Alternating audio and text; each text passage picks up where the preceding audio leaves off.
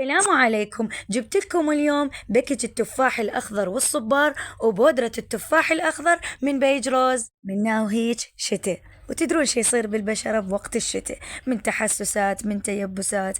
هذا الباكج يمنح الجسم نعومة وترطيب وتبييض. بكل ثقة جايتكم لأن هاي المنتجات مو أول مرة أجربها، هاي المنتجات مجربتها سابقا.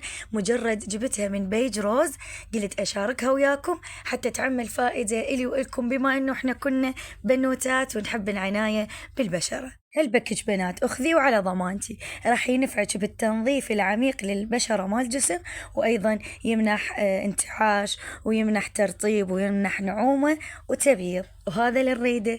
هالباكج تحصلون عليه جملة ومفرد من بيج روز. البيج تحت إشراف دكتورة رهف الطائي. من هي دكتورة رهف؟ دكتورة رهف نفسها اللي هي نشرت لها سابقا، اللي هي عندها بيج مارسيلين، تذكرون المنتجات اللي حبيتوها مال قدم. هي مارسيلين عندها أكثر من بيج، كل اللي دا أنشر لكم إياه أني من هاي المنتجات الروعة تنتمي لدكتورة وحدة وهي مارسيلين.